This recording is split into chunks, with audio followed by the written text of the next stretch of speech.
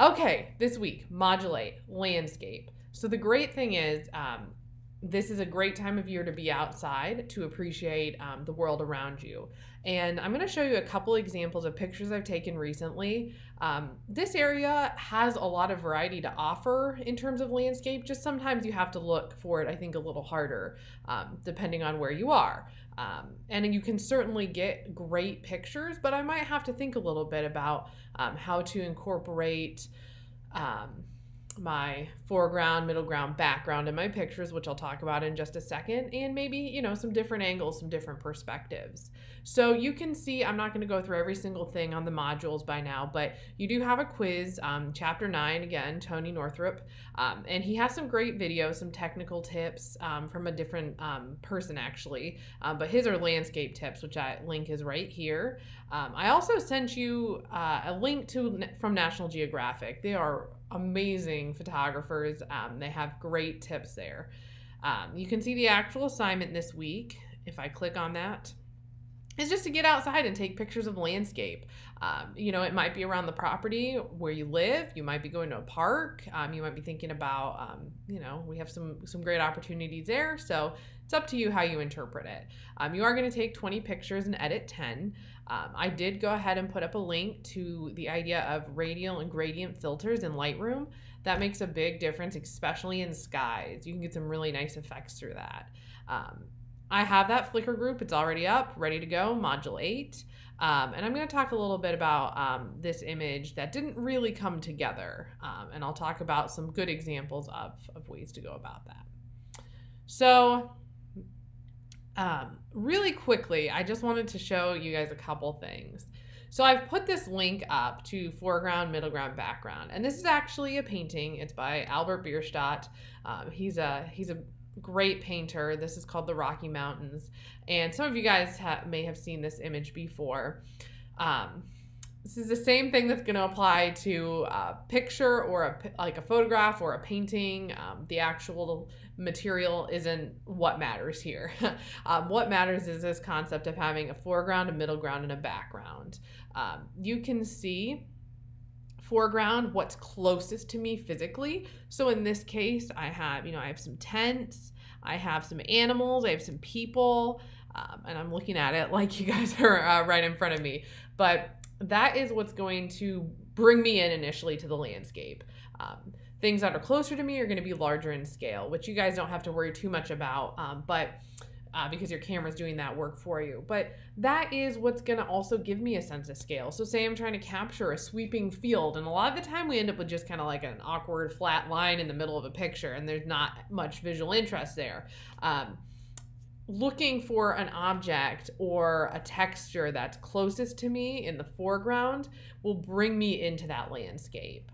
The middle ground is kind of that area in between what's furthest away from me and what's closest to me. So in this case, I do have some examples of some trees. There's also some kind of rocky terrain through that actual landscape. And you can see the greens. There's a little bit of a waterfall that's also there. And then there's the background, which is what's furthest away from me. Here, again, it's those peaks of that mountain and also the sky. So this one kind of has two things going on here. There's two other things that I want you guys to pay attention to, which is where that horizon line is, aka where my ground is meeting my sky. And that's important. So say I'm taking a picture of a field. If I put that horizon line in the center of my picture, what's going to happen is it's going to be divided in half, and it's not going to move my eye around, and I'm going to walk away from that picture probably. Try, thinking about that rule of thirds, moving my horizon line up or moving it down. Maybe you get on the ground and you take a picture laying down and you angle up, or maybe you are standing in the bed of a truck and taking a picture looking down. These are just a couple things that I'm thinking about. Sometimes my skyline and my horizon line are different. So in this case, I have a couple things, and I kind of use this one as my example, where I have my tops of my mountains, and there's actually two skylines going on in here. I just haven't drawn this one in. That's not where the ground is meeting the sky. So that's not a horizon line. That's where my skyline is, where the tops of the mountains are meeting the sky. So there's two things to kind of consider about, when I'm taking pictures. and around here, you know, again, if you're taking pictures locally, which I encourage you to do,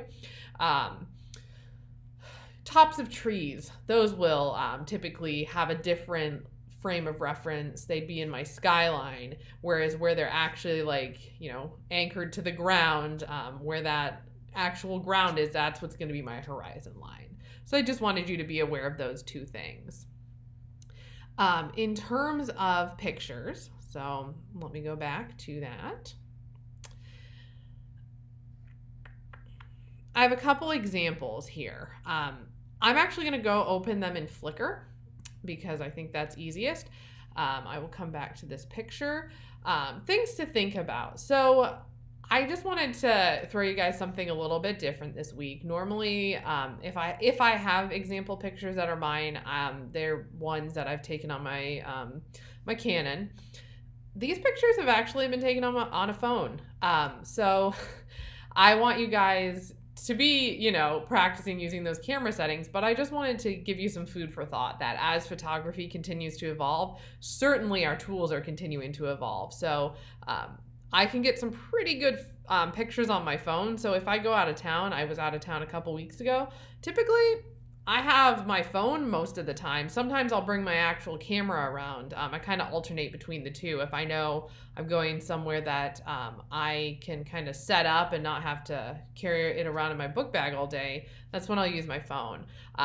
So this is a good example where even though I have this line that's kind of dividing the composition in half, I have this beautiful reflection that's happening in this water that's closest to me. This is in Maryland. I think this was actually a flooded part of the beach because you can see that sand that's in the middle here. Looking for things that make things visually interesting. So again, I have those really strong 3 trees up on the to the left, and then I have this beautiful blue sky, and then I have a reflection. And reflections are always really visually very interesting to look at. A lighthouse. So again, I've off-centered the lighthouse. It's not in the middle of the page. This is a really great example of foreground, middle ground, background. My foreground, I have these rocks that are really close to me. That's that foreground. My middle ground is kind of this grassy area and the lighthouse itself.